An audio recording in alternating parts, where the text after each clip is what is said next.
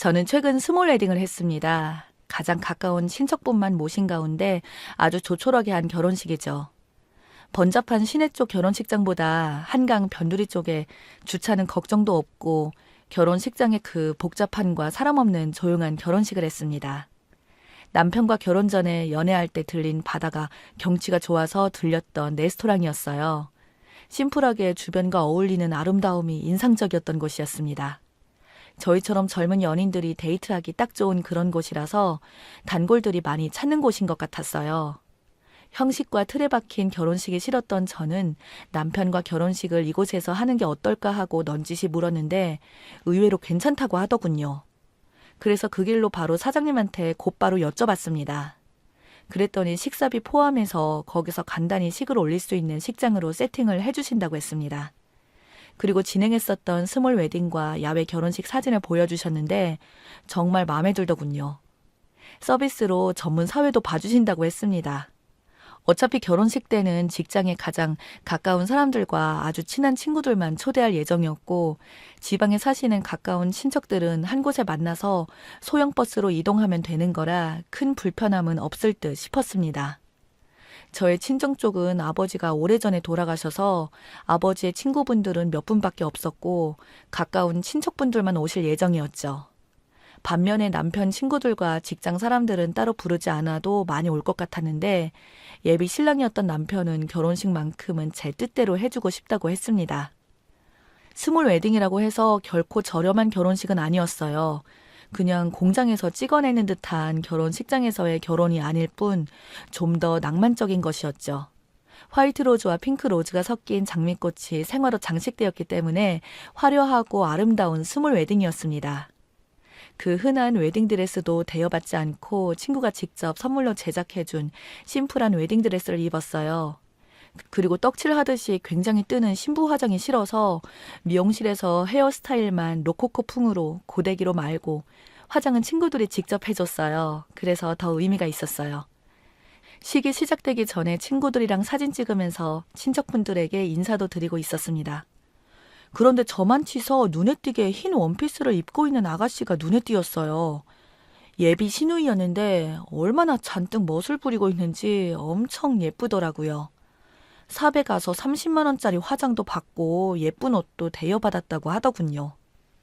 헤어스타일은 얼마나 공을 들였는지 머리 곳곳에 다이아몬드빛 헤어핀을 박아놓고 목에는 다이아몬드 목걸이와 귀걸이를 찰랑거리며 걸어오고 있었어요.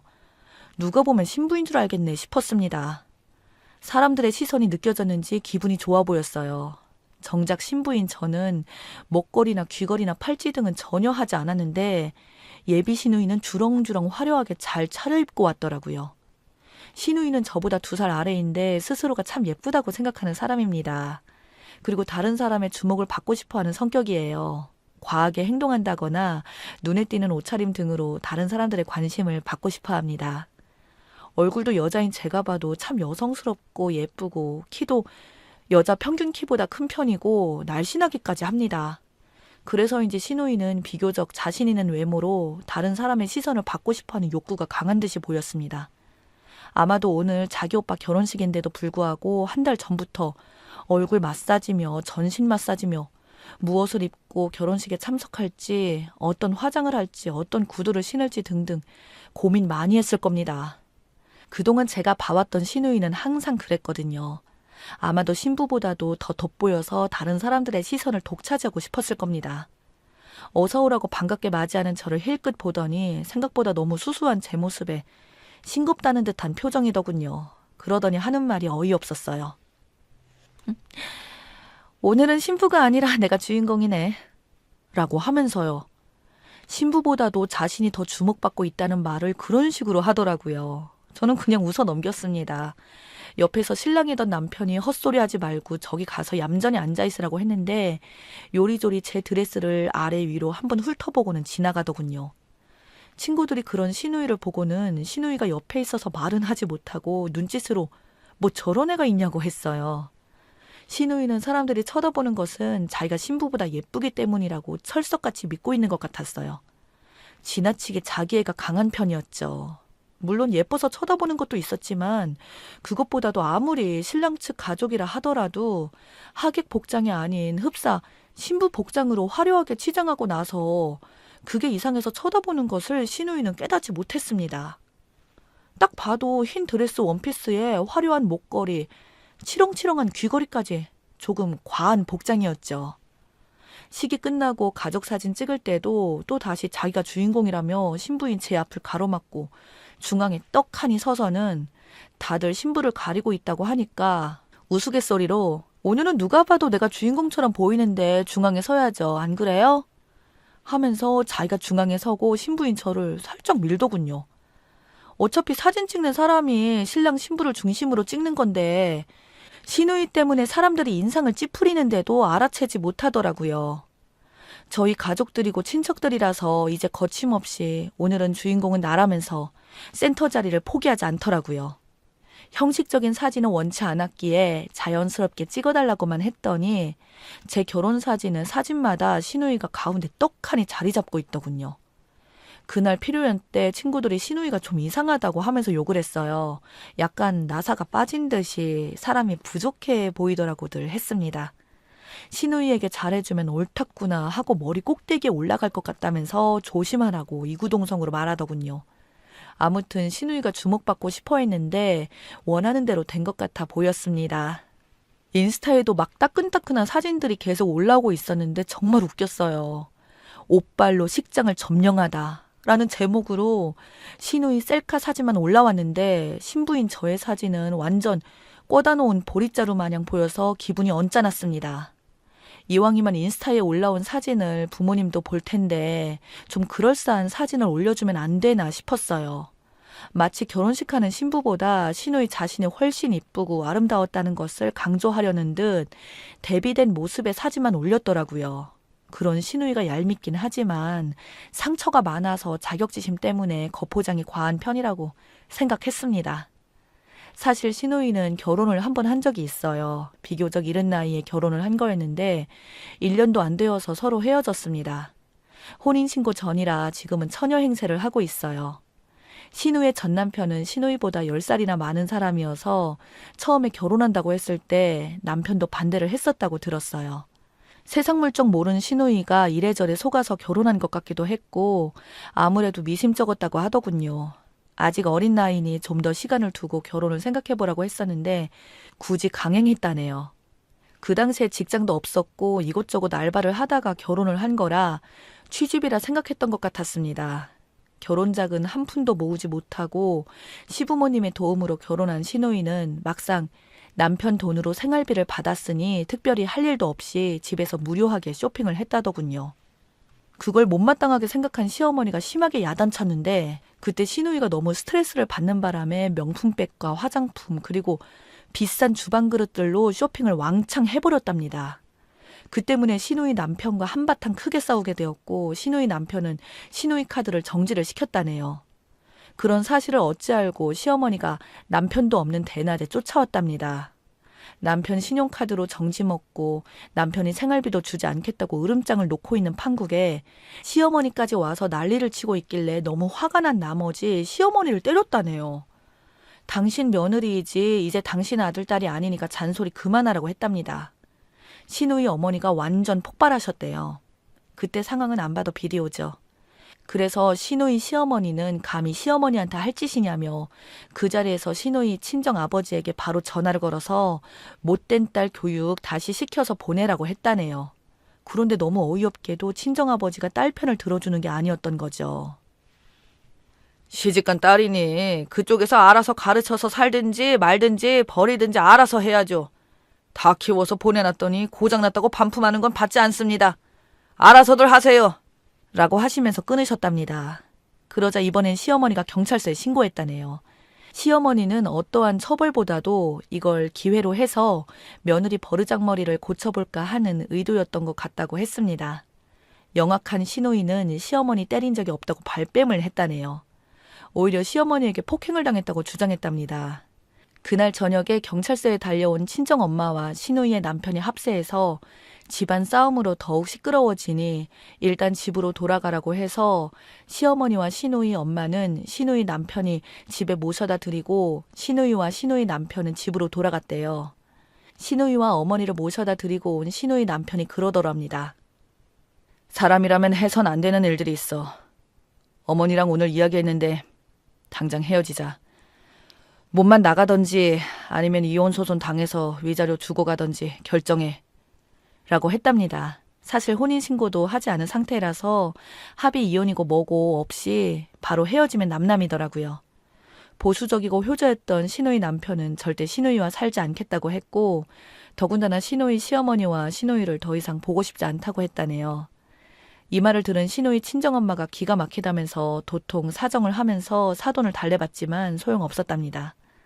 할 수 없이 시누이가 시어머니를 찾아가서 무릎 꿇고 용서를 빌었지만 소용없다고 시누이 남편은 곧바로 살던 집을 부동산에 내놓더니 자기 짐을 다 빼서 시댁으로 들어가 버렸어요. 그렇게 허망하게 헤어진 후 몇 달이 지났는데 어느 백화점에서 일하고 있는 친구한테서 연락이 왔대요. 시누이와 헤어진 전 남편과 비슷한 사람을 봤다면서 사진을 찍어서 보내줬답니다. 시누 전 남편이 확실하더래요. 그런데 옆에 만삭인 어떤 여자와 아기용품 매장에서 물건을 고르고 있는 모습이었답니다. 백화점에서 근무한다는 그 친구 말에 의하면 그 아기용품 매장 직원에게 물어봤더니 두 사람이 부부가 분명한 것 같다라고 하더랍니다. 그렇다면 만삭인 여자 뱃속에 있는 아기가 전 남편의 아기란 건지 시누이와 결혼 생활 중에 바람을 피웠다는 것인지 황당했답니다. 그래서 전 남편이 다니는 회사로 찾아가서 단도직입적으로 사진을 보여주면서 따져 물었답니다. 그랬더니 이제 와서 무슨 상관이냐며 오히려 따져 묻고 있는 시누이한테 면박을 주었고 혼인신고하고 잘 살고 있는 자기 와이프를 데리고 백화점 쇼핑한 게 무슨 난리 날 일이라며 남의 회사까지 쫓아왔냐며 한 번만 더 찾아오면 가만두지 않겠다면서 큰 소리로 쪽을 주더랍니다. 헤어지기 전 시누이 몰래 바람 피운 사실에 대해서 따지려고 했었는데 오히려 정신없는 여자 취급만 당했다네요. 시누이는 전 남편에게 물었답니다. 결혼식을 올린 지 한참이 지나고도 혼인신고를 미루더니 그 여자는 바로 혼인신고를 했다고? 그랬더니 전 남편이 그랬대요. 얼굴이 이쁘니까 좋은 남자 잡아서 잘 살아. 너랑 막상 결혼해보니까 네가 2% 부족한 여자라는 걸 바로 알겠더라. 나도 나이가 많은데다가 마치 부족한 사람인데 와이프까지 2% 부족한 여자면 곤란하지 안 그래? 마치 결혼하자마자 헤어질 것을 각오했다는 듯한 말을 했답니다. 모욕적인 언사로 자존심이 엄청 상한 시누이가 야, 이 나쁜 놈아, 넌 천벌을 받을 거야 하고 저주 한번 퍼붓고 달리 어쩔 도리가 없었다고 합니다. 전 남편을 만나고 충격적인 말을 들은 시누이는 엄청 마음이 상했고 차라리 전 남편을 만나지 말 것을 후회했다네요. 차라리 모르고 지나쳤으면 좋았을 것을 알고 난 후에 남는 건 상처투성이었다네요. 시누이 오빠인 제 남편은 이런 말을 할 때마다 그랬답니다. 시누이는 전 남편과 헤어진 것은 잘한 것이고 남 탓할 필요 없다고요. 앞으로 네 허물까지 감싸주는 사랑해주는 그런 사람을 만나면 되는 것이니 마음 아파하지 말라고 했답니다. 그대로 시누이는 전 남편에게 받은 다친 마음의 상처 때문인지 좀 과한 언행을 할 때가 종종 있었어요.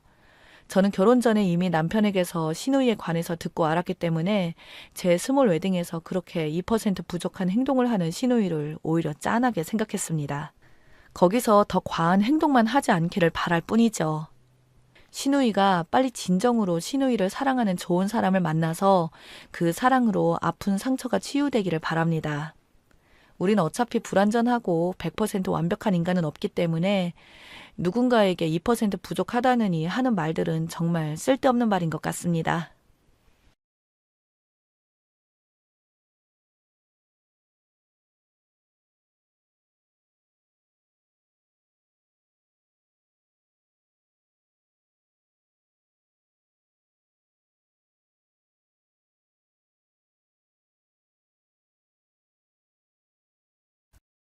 일단 조건부터 나열해보면 여자 28살, 강남 50평대 빌라 거주, 직업은 백수지만 엄마 따라 부동산 투자로 돈 벌고 있습니다. 판교에 11억 정도 하는 아파트를 소유하고 있습니다. 부모님 노후 완벽하게 준비되어 있고 아빠는 대기업 임원, 엄마는 부동산 투자, 키는 작고 외모는 많이 괜찮은 편입니다. 의술의 힘을 빌려 코는 살짝 높였습니다. 남자친구는 39살이고요. 전원주택 대지 200평 주택에 거주 중입니다. 동네 의원급 정형외과 의사입니다. 재산은 E클래스랑 남자 집이 종갓집이라 돈이 좀 있는 걸로 알고 있습니다. 부모님 노후 완벽하고 아버지 교수님, 어머님 주부, 키 보통에 외모 보통이에요. 집은 오빠가 강남권의 30평대 아파트 16억가량 대출금 30% 끼고 해오기로 했습니다. 저는 혼수 인테리어 원하는 대로 그래서 냉장고 1대와 김치 냉장고 1대, 안마 의자 300짜리 1개, 홈시어터와 게임방 시공, 세시 시공, 침대도 백화점에서 제일 비싼 거, 부모님 사달라는 거 다 사고 잠을 중요하게 생각해서 비싼 곳에서 주무셔야 한답니다. 스타일러, 에어컨에 TV도 제일 좋은 거 사달라고 하고 인테리어 견적 싸게 받았는데도 워낙 고급진 걸로 해달라고 해서 200 정도 받았고 그 외에 나머지 가구들 제가 채워 넣어야 합니다. 소파도 애들한가 뭔가 명품 사야 된다고 그것도 돈 3천 정도 했고 아무튼 해달라는 게 엄청 많아요. 몇 억 되는 것 같습니다. 남자친구 엄마는 친척들에게 입을 좋은 거 돌리고 삼촌까지는 한복도 돌리고 본인은 모피에 명품백 2개 사달라고 하세요. 욕심이 없었는데 네 엄마 보니까 욕심난다고 하면서요. 저희 엄마가 상견례 때 켈리 드셨거든요. 켈리 2개 사달래요. 하나는 블랙, 하나는 에토프로요. 남자친구 아빠는 다니는 테일러숍이 있어서 거기 가서 옷 해달라고 하시고요. 예단으로는 1억 5천 달라고 하셨어요. 신랑 턱시도, 드레스, 식장비도 제가 다 내래요. 식장은 메이저급 호텔에서 하는 걸로 이미 결정했습니다. 의사랑 결혼하려면 집 1채 정도 들고 와야 된다는데 이 정도면 너 싸게 먹힌 거다. 라고 남자친구 어머님이 이렇게 말씀하시더라고요. 솔직히 5억이 넘어가는 혼수 예단 카페 가면서 내가 이 남자와 결혼해야 하나 고민이 많이 됩니다. 11살이나 차이가 나는데 내년이면 남자친구는 40살인데 의사 남편이 그렇게 가치가 있을까 자꾸 고민이 되어서 글을 남겨요. 남자친구가 해온 집은 대출 빼면 약 10억인데 집값을 반반 보태고 결혼한다고 할까 아니면 이 결혼을 엎어야 할까. 예비 시어머니께서는 요구하는 게 너무 많고 저도 이 결혼에 생각이 많아서 조언을 구합니다. 추가 글 씁니다. 어떻게 만났냐고 물어보시는 분들이 계셔서 제가 진료받던 병원 의사였어요. 사고 나고 몸이 안 좋아서 병원에서 집중적으로 치료받고 있었거든요. 그때 거기 병원 펠로였어요. 예단 예물비 혼수가 5억 정도냐 하는 분이 있는데 5억이 훨씬 넘어요. 남자친구가 해오는 집은 16억이고요. 대출받아서 사는 겁니다. 대출은 아마도 6억 정도 되는 걸로 알고 있어요. 가족 말해도 3천 정도는 깨지더라고요. 저는 잘 몰라서 엄마가 견적받아 주셨고 아빠 회사 쪽 물건 제일 좋은 가전들로만 사기로 한 거라서요. 할인을 최대로 해서 받은 거예요. 그리고 홈시어터, 게임방 비용도 장난 아니었어요. 방음 시공하고 컴퓨터를 2대 맞추는데 각 200 이상씩 들고요. 영화 볼 때 써야 되니까 레이저빔도 2개 넣어달라고 했고 매트릭스만 2천이고 소파도 4천만 원짜리 했고 그 외 가족들도 고급스럽게 하고 싶다고 골드 프레임 대리석으로 해야 한다고 남자친구 엄마가 바람 넣고 남자친구도 그거 이쁘다고 하고 그냥 작은 테이블 하나에 몇십만 원씩 했어요. 그거 말고도 남자친구 시계 사줘야죠. 롤렉스는 또 싫대요. 불량팡 사달래요. 그것도 몇천만 원 합니다. 반지는 부세론에서 오빠가 맞추기로 했고 그거 위쪽으로 보석이나 시계 사는 거 전부 제 돈으로 하기로 했습니다.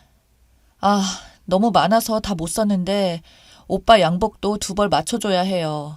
저희 아빠가 노로피아나 좋아하셔서 자주 입으시는데 제가 아는 남자 양복이 없어서 그걸 얘기했더니 우리 아빠 입는 거면 어지간히 좋은 거겠다고 해달라고 하고 톰 브라운 수준으로 유명한 거니까 맞춰달라고 했어요. 호텔 예식도 저희 집에서 다 대기로 하고요. 오빠 쪽 식대만 그쪽에서 내기로 했습니다. 1억 이상이 됩니다. 남자친구 엄마랑 친척들 한복은 전부 200에서 300 하는 숍에서 제일 좋은 걸로 맞춰달라고 하고 이불도 좋은 거 해달라고 했어요. 자기 체면 살아야 한다고요. 그냥 바라는 게 너무 많았고 저희 엄마 아빠 옷 입는 거 신발 하나까지 좋은 거 신으신다고 다 원하시더라고요. 남자친구 엄마한테 줄 모피랑 가방 감안해도 4천 정도 같은데요. 엄마 말로는요, 그거랑 남자친구 아빠 차가 제 차보다 후진 거라서 엄마가 차도 하나 해드릴 생각이 있다고 하시더라고요. 아, 그래서 너무 속상해요. 예비 시어머니는 의사 아들에 대한 부심이 너무 심해서 이번에 그동안 투자한 돈 한몫 다 벌어들이시려는 듯 하고 결혼하고 나서도 병원에 들어가는 돈을 저한테 많이 바라실 것 같습니다. 말끝마다 너는 학력이 딸린다. 의사 신랑 만나서 팔자 폈다. 라고 하시는데 저 지금도 넋소리하게 제 할 일 잘하고 잘 살고 있습니다. 아무튼 저도 부모님 속상한 거 보기 싫고 그래서 그냥 결혼 안 한다고 얘기하려고요. 솔직히 저도 학벌 석사까지 했거든요. 음대에서. 그래서 교수과정 밟아도 되기는 하는데 열심히 일할 자신도 없고 아침에 일어날 자신도 없고 노는 게 좋고 강아지 보는 게 좋아서 강아지랑 맨날 놀고 여행 다니고 제 삶 괜찮다고 생각도 하고 있습니다. 더 좋은 사람 만나야지 하고 접으려고 해요. 아직 20대인데 뭐에 미쳐서 결혼을 하려고 했을까. 아직 재미있게 클럽 가서 노는 게 더 좋은데. 나도 의사란 직업에 홀렸었나 이런 생각까지 들더라고요. 저희 집 재력이 있다 보니까 빨대를 꽂으려고 하는 뭐 그런 게 너무너무 눈에 보여요. 남자친구가 집도 잘 사는 편인데 저희 집이 더 잘 사니까 은근히 질투를 하시고 비아냥거리세요. 결혼을 접어야겠다는 생각이 자꾸 들다 보니 본가 할아버지가 얼마 전에 돌아가셔서 아직 49제도 안 했거든요. 할아버지가 저한테 자꾸 시그널을 보내시는 것 같아요. 뭔가 계속 결혼 얘기로 올가매서 백수라서 부모님 학벌이 별로라서 여자라는 이유로 제가 계속 기죽고 자존감도 떨어졌던 것 같아요. 교수 아버지의 집안도 좀 살고 의사 아들이니까 돈이 더 많은 우리 집을 내리 깔려고 하더라고요. 역시 싸한 느낌은 틀림이 없네요. 현실 직시하게 냉정하게 더 잘났다고 말해주셔서 감사합니다. 요즘 떨어진 자존감 회복이 조금은 된 것 같아요. 스스로가 괜찮은 사람이라고 생각하고 더 좋은 사람 만나도록 노력하겠습니다. 감사해요. 그럼 다들 좋은 하루 보내세요. 추가 후기입니다. 저 월 말에 11살 차이 남자친구랑 결혼 고민 중이라고 말했던 아가씨입니다. 저 파혼했어요. 할아버지 49제 지나고 바로 파혼했답니다. 엄마가 막 우셨어요. 아버지가 도와주신 거라고. 남자친구의 반응은 난리가 났고요. 저희 집은 반대로 경사가 났습니다. 남자친구한테 전화로 결혼 안 할래. 잘 살아? 이랬더니 저한테 빌길래 만나서 얘기하자 했거든요. 근데 지네 엄마도 옆에 끼고 왔네요. 가려고 그랬는데 둘이 너무 사정하길래 얘기 들었거든요. 그 와중에 빙수를 사줘서 짜증났어요. 사랑니 빼서 안 아물었거든요. 그리고 콩깍지가 벗겨지니까 늙은 너구리같이 생겼어요. 저는 박보검이 취향인데 그래서 순간 못생겼다고 입 밖으로 튀어나왔어요. 제 취향도 아니고 징그러우니까 자꾸 자기야 자기 하지 말라고 말해버렸습니다. 얼굴 벌개지고 씩씩거리면서 그래서 참으면서 얘기하더라고요. 아무튼 처음에는 뭐가 문제냐, 혼수랑 예단이 문제냐, 안 그래도 된다, 결혼 깨지 마라 그러길래 단순히 그게 문제가 아니고 태도가 문제라고 얘기했거든요.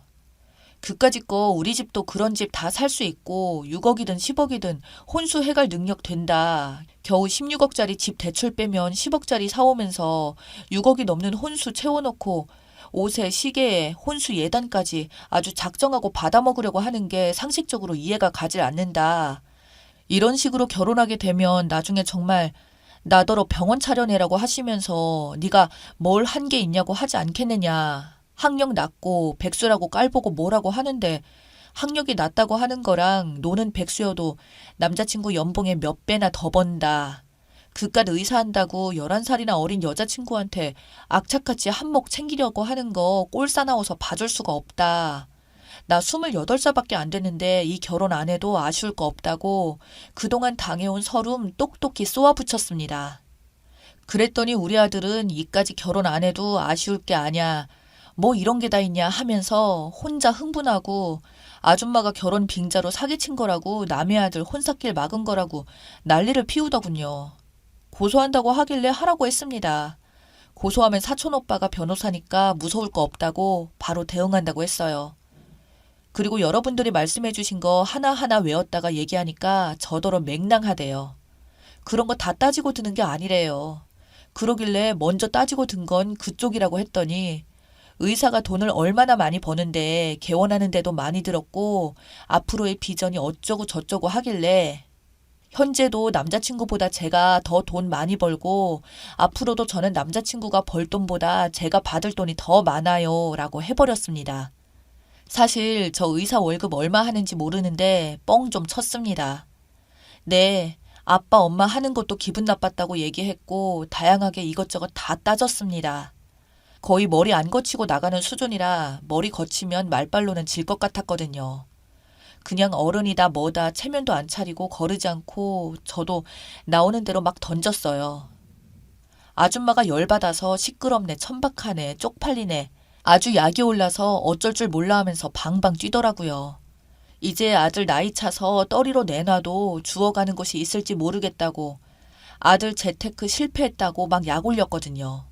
여태껏 살면서 제 생애에 그렇게 싹수 없었던 게 처음이어서 막 흥분되고 그랬어요. 전 남자친구 놈은 지 엄마한테 말 그렇게 하지 말라고 그러고 맞을까봐 무서워서 일부러 CCTV 잘 보이는 쪽으로 다녔어요. 그래서 아줌마 말 좀 들어주고 받아치다가 재미없어져서 가는데 잡길래 라운지에 들어갔는데 아줌마가 일행이라고 막 쫓아오길래 저 아줌마 일행 아니라고 얘기해서 쫓아내버렸어요. 쫓겨나면서 또 깽판 피우길래 아줌마도 1억 쓰고 들어오세요. 흥. 이러고 보디빌딩 하는 친구 불러서 같이 갔습니다. 다행히 앞에서 기다리고 있진 않았고요. 엄마가 파혼한 거 너무 좋아하셔서 뿌듯했어요. 그리고 엄마가 경제력 딸려도 좋으니까 그냥 마음 맞고 잘생기고 마음씨 좋은 남자하고 살라고 그러셔서 잘생긴 남자가 있어야지 연애를 하지 이랬더니 원하면 클럽 차려준다길래 아빠랑 저랑 빵 터졌어요. 하여튼 우리 엄마 짱입니다. 암튼 그렇게 끝나기는 했는데 당분간은 좀 무서워서 아빠랑 같이 다니고 친구들이랑 다니려고요. 다행히도 저희 빌라가 보안이 좀 많이 빡세서 많이 걱정되진 않아요. 결론은 제 연애가 또 끝났네요. 당분간은 코로나 풀리면 여행이나 다니려고 해요. 내일은 바다로 놀러 가기로 했어요. 이제 여름이니까 신나게 다녀야죠. 아무튼 사연 봐주셔서 감사하고 용기 주셔서 감사해요.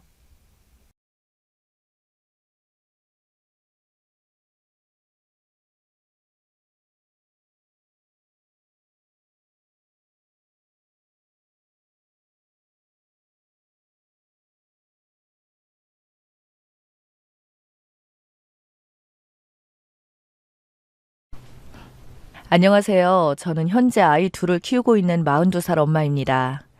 결혼한 지는 15년 정도 되었어요. 길면 길고 짧으면 짧다고 할 수 있는 결혼 생활.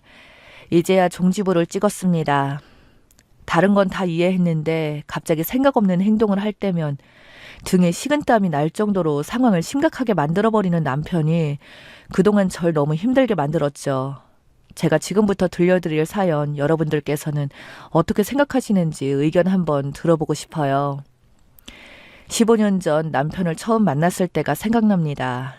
그때 만나지 말았어야 했는데 지금 생각해보면 정말 너무 후회가 밀려옵니다. 회사 신입이었던 저를 보고 첫눈에 반했다며 시도 때도 없이 쫓아다니다가 회사 사람들 앞에서 대놓고 내 여자라고 선전포고를 해버리는 바람에 제겐 어떤 남자들도 접근하지 않았습니다. 그때 남편의 직급이 과정이었는데 당연히 밑에 있는 사람들은 저에게 눈길조차 주지 않았죠. 회사에 이제 막 입사했는데 생각 없는 행동을 한 모습에 정말 많이 실망했었습니다. 그러던 중 제가 연애를 하게 되는 상황이 생기고 말았죠.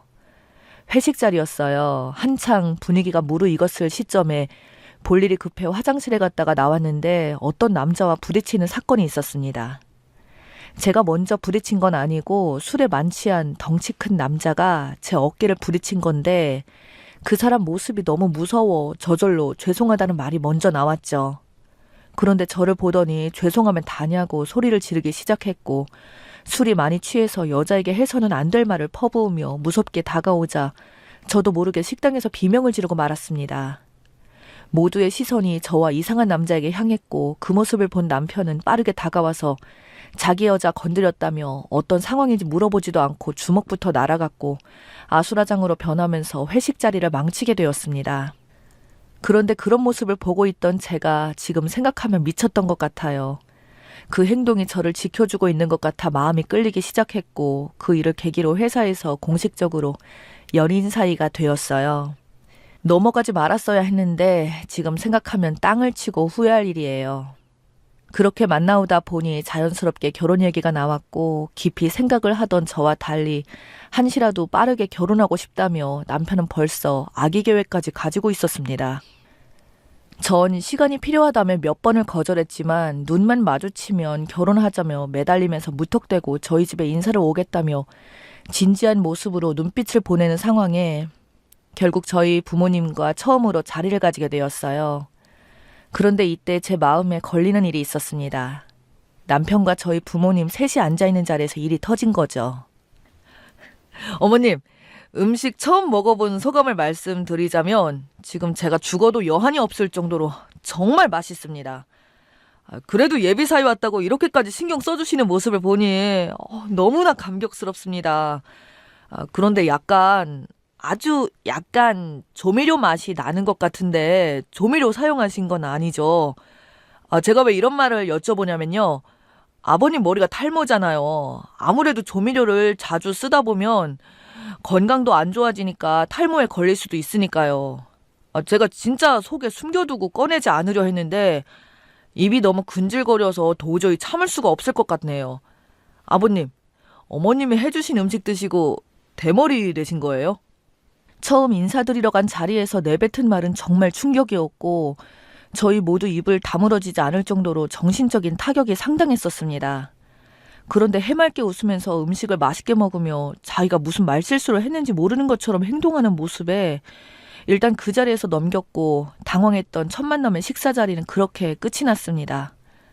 알고 보니 속마음을 숨기지 못하고 솔직하게 표현하는 모습이 이 사람의 진짜 모습이었습니다.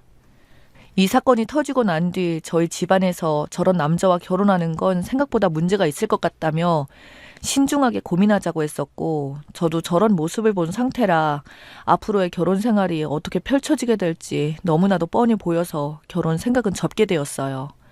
이런 분위기를 알고 있는 건지 모르는 건지 저희 집에 알았겠다 매주 주말마다 찾아와 엄마 아빠가 좋아하는 것들을 잔뜩 들고 와서 현관벨을 눌렀습니다. 저도 당황했죠. 처음 인사드리고 나서 다음날 어떤 말실수를 했는지 알려준 후 결혼은 힘들 것 같다며 미리 얘기했었는데 심각한 표정으로 자신이 뭘 잘못했는지 충분히 알았으니 그만해야겠다고 한동안 조용하더니 갑자기 찾아왔던 거죠. 저녁 시간 전이어서 일단 찾아왔는데 그냥 돌려보내는 건 아닌 것 같아 문을 열어주었습니다. 현관에 들어오면서 아주 밝게 웃더니 아빠 엄마에게 그때 자신의 잘못에 대해서 이야기한 후 선물을 건네주었고 그 안에 들어있던 물건은 평소에 부모님이 가지고 싶어 하셨던 물건이었습니다. 말실수 한 번에 엄청난 고가의 선물이 들어오니 저희 부모님 기분이 금세 풀리셨고 자신의 성격을 고칠 테니 결혼에 대해서 다시 한번 진지하게 생각해달라며 갑자기 무릎을 꿇고 애원하기 시작했습니다. 어쩔 수 없이 좀 더 지켜보기로 결정을 하게 되었죠. 사람은 착한데 생각 없이 뱉는 말이 좀 문제였지만 이건 고치면 될 것 같았고 딱히 다른 문제는 없었어요. 순수하다고 해야 하는 건지 좀 모자란다고 해야 하는 건지 그러면서 회사에서는 카리스마 있고 리더십 있는 직원들 이끌어가는 과장이라는 직책을 달고 있는 모습을 보면 참 아이러니했습니다. 그렇게 한동안 정말 아무 일도 없었어요. 말실수하는 것도 없었고 행동 하나하나 조심하려고 하는 모습에 저희 부모님 마음도 활짝 열리게 되었습니다. 그렇게 상견례를 하면서 무사히 결혼까지 이어졌죠. 아이를 낳고 잘 살고 있었는데 그때 일을 완전히 잊어버린 채 10년이라는 시간이 흘렀을 시점에 생각지도 못한 남편의 행동 때문에 충격을 받게 되었어요. 엄마가 몸이 많이 안 좋으셔서 병원을 찾아가 정밀 검사를 받아보니 갑상선에 암이 있는 걸 발견하게 되었고 그로 인해 수술을 받아야 될 정도로 심각해져 있는 상태였어요. 그렇게 수술 날짜를 잡고 병실에 누워 있는데 몸이 상당히 안 좋으신지 눈을 감고 누워 계신데 남편이 들어왔습니다. 급하게 뛰어왔는지 숨이 차 보였고 병실에 누워 계신 엄마를 보자마자 저에게 엄마의 상태를 물어보며 슬픈 표정으로 한참을 바라보며 엄마의 손을 잡고 눈물을 흘리고 있었어요. 그 모습을 보니 저도 눈물이 흘렀고 엄마는 분위기가 우울해지자 괜찮다며 좋아질 거라고 눈을 뜨고 저희를 진정시켜 주었습니다. 하필 아빠가 지방으로 출장을 간 상태라서 소식만 전달한 상태였고 수술날 아빠가 올 것 같다며 남편에게 따로 전화를 해서 옆에서 잘 챙겨주라며 부탁까지 했었어요. 엄마는 수술대에 올랐고 모든 일이 잘 해결되길 바라는 마음에 기도하면서 엄마가 나오기를 기다리고 있었습니다. 그렇게 병실에 엄마가 오셨고 눈을 뜨기 기다리며 바라보고 있는데 갑자기 남편이 지갑에서 뜬금없이 10,000원 한 장을 꺼내더군요. 한참을 만지작거리고 있었습니다. 그때까지도 이 남자가 뭘 하는 건지 이해할 수가 없었죠. 그런데 갑자기 엄마 이마에 10,000원을 딱 올리더니 가시는 길 편히 떠나시라며 눈물을 흘리면서 엄마 이마에 붙여주었습니다. 너무나 황당하고 충격을 받아 저도 모르게 남편의 얼굴에 손이 날아갔고 남편은 엄마가 깨어나지 못할 것이라며 단정짓고 있었어요. 의사 선생님께서 경과를 지켜봐야 한다고 말했지만 아직까지 모든 상황이 끝난 게 아니고 세상 떠나지도 않은 분한테 이런 식으로 행동하는 게 너무나 이해할 수 없었습니다. 더 심각해진 건 모든 상황을 엄마가 듣고 있었고 이마에 10,000원이 올려졌을 때 눈을 뜨기 시작했던 거죠. 당신 지금 미쳤어? 우리 엄마는 이제 막 수술받고 나왔고 세상 떠난 분도 아닌데 병실에서 많은 사람들 보고 있는데 떠나라며 엄마 얼굴에 10,000원을 붙여? 아무리 생각을 해봐도 이해할 수가 없네. 도대체 왜 그런 거야? 빨리 말해보라고. 그냥 갑자기 생각이 났어. 세상 떠나면 노잣돈 올려주잖아. 그래서 나도 한번 해보고 싶었지. 정말 많은 고민했는데 참을 수가 없어서 올려봤어. 아직 어머님 깨어나지 않으셨잖아. 그럼 된 거 아니야? 당신만 조용히 하고 있어. 한번 해보고 싶었다고? 엄마는 눈을 동그랗게 뜬 채로 사위를 쳐다보고 있었고 수술 때문에 말을 할 수가 없었지만 엄청난 분노에 찬 시선으로 남편을 바라보고 있었습니다. 한쪽 눈에는 눈물이 흐르고 있었어요. 저는 남편을 밀치며 밖으로 나가라고 소리치고 있는데 뒤에서 모든 상황을 듣고 계셨는지 들고 있던 과일 바구니를 떨어뜨린 아빠는 온몸이 부들부들거리며 남편을 향해 엄청 무섭게 걸어오셨고 놀란 남편이 고개를 떨구자 아빠는 멱살을 잡고 밖으로 질질 끌고 가셨습니다. 순식간에 벌어진 일이라 충격이 쉽게 사라지지 않은 상황에서 진정이 되지 않는 엄마의 눈물을 닦아주면서 죄송하다는 말밖에 할 수가 없었네요. 한참의 시간이 흐르고 엄마도 진정이 되었고 아빠가 병실에 들어오셨는데 남편은 보이지 않았습니다. 아빠에게 물어보니 이번 일이 너무나 충격이 크셨는지 저와의 결혼 생활을 그만하라는 말을 꺼냈다며 저에게도 이혼하라고 통보하셨어요. 이 문제로 인해 저도 이혼 생각 안 한 거 아닙니다. 앞으로 계속해서 얼굴을 봐야 한다면 그럴 때마다 이번에 일어난 사건이 떠오르고 정신적으로 많이 힘들어질 것을 저희 가족 모두 알고 있었어요. 결국 저는 집에 먼저 들어온 남편과 정말 진지하게 대화를 했고 이 문제는 돌이킬 수 없는 상황까지 만들었기 때문에 좋아질 수 없다며 이혼하자고 말했습니다. 당연히 남편은 절대 안 된다며 자기가 한 행동에 대해서 다시 찾아가 무릎을 꿇고 빌겠다며 이혼만큼은 하지 말아달라고 애원했지만 도저히 받아들이기 힘들었어요. 이혼이 두려웠던 남편은 자기도 생각을 좀 하자며 이 모든 상황들에 대해서 피하려고만 했고 그렇게 별거를 하면서 지내게 되었습니다. 수술이 잘 끝나고 완치 판정을 받게 된 엄마는 남편의 얼굴을 평생 동안 보고 싶지 않아 했어요. 아빠도 마찬가지였고요. 저희 아이들만 불쌍한 거죠. 저런 사람을 아빠라고 보고 싶은데 언제 오냐며 울고 있으니 주말마다 와서 아이들 데리고 밖에서 놀아주다가 들어갑니다. 한 번의 실수가 되돌릴 수 없을 정도로 집안을 풍비박상 만들었고 회복이 되지 않은 상태로 이런 상황을 남편은 이혼을 하지 않으려 5년이라는 시간을 끌었네요. 저도 더 이상은 이렇게 지내는 건 아닌 것 같아 소송을 준비하고 있었습니다. 그런데 남편에게 전화가 울리기 시작해서 받아보니 수화기에서 들려온 목소리는 시아버지께서 교통사고로 세상을 떠나고 말았다는 청천벽력 같은 말을 듣게 되었어요. 결국 도리는 해야 되기 때문에 저희 모두 장례식장에 들어갔고 엄마와 아빠는 5년 만에 남편 얼굴을 보게 되었어요. 분위기 정말 쌀벌했죠. 아직까지 그때의 감정들을 가지고 있었으니까요. 그런데 이런 상황에서 생각 없는 남편은 가만히 있으면 될 것을, 그때 일에 대해서 다시 입 밖을 꺼내더니 자기의 행동을 그동안 정말 많이 뉘우쳤다는 말을 하는 것도 아니고 성격상 하고 싶은 건 참지 못하기 때문에 이해해달라고 저희 부모님을 설득하고 있었어요. 부들부들 참고 계셨던 엄마는 더 이상 말도 섞기 싫으셨는지 밖으로 나가셨고, 아빠도 더 이상의 대화는 필요 없을 것 같아 엄마 뒤를 따라 나가셨어요. 저도 아이들 데리고 장례식장을 나가려고 하는데 아빠가 이상한 상자를 하나 들고 오더니 아버님 영정사진 앞에서 상자를 뜯기 시작했습니다. 저희는 뭘 하는지 이해할 수 없어서 멍하니 바라보고 있는데 상자에서 나온 건 다름 아닌 돼지머리였어요. 그러고는 엄마는 지갑에서 10,000원을 꺼내면서 돌돌 말더니 돼지 코에 입이며 꽂아 넣으시며 부의금이라고 고사를 지내기 시작했습니다. 순식간에 장례식장은 난리가 났고 시어머니는 그 모습을 보고는 그 자리에서 쓰러지셨어요. 남편은 뭐 하는 거냐며 저희 부모님께 돼지머리 당장 치워달라고 소리치고 있었습니다. 엄마는 영정사진 앞에서 남편이 하는 행동으로 인해 잡기 취급당했지만 이해해달라며 돼지머리에 꽂은 돈은 노잣돈이라고 말씀하시고는 다음날 당장 이혼하라고 하고 나가셨습니다. 이번 일로 인해 결국 저희는 결혼 15년 만에 이혼을 하게 되었어요.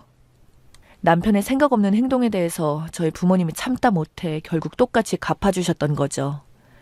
장례식장에서 자신의 잘못에 대해 충분히 사과했다면 이렇게까지 할 생각은 없었지만 끝까지 자기의 잘못을 진정하게 뉘우치려고 하지 않고 원래 성격이 그러니 받아들이라는 식으로 하는 말 때문에 너무 화가 치밀어 올라 똑같이 해줬다고 합니다. 이런 결정을 내리고 장례식장에서 하는 행동들에 대해 저희 부모님 아직까지도 마음 아파하십니다. 결국 남편이 한 행동에 대해서 그대로 돌려받게 된 거였죠. 그렇게 이혼으로 인한 위자료 청구 소송과 재산 분할은 남편의 행동들에 문제가 있었기 때문에 아이들에 대한 양육권 또한 저에게 돌아왔어요. 여러분 주위에도 생각 없이 말과 행동을 하시는 분들이 계시나요? 만약 그런 사람이 있다면 가까이 하지 않는 게 좋을 것 같아요. 언제 어떻게 사람을 불행하게 만들지 모르거든요. 아이들 때문에 어쩔 수 없이 얼굴을 봐야 하는 상황이 오지만 아이들에게조차 남편의 행동들이 영향을 주게 될까 봐 걱정입니다. 앞으로 어떻게 처신을 하면 좋을지 여러분들께서 좋은 의견 있으시다면 댓글 부탁드리겠습니다. 저는 제가 한 행동에 대해서는 후회 없어요. 제 이야기 들어주셔서 감사합니다.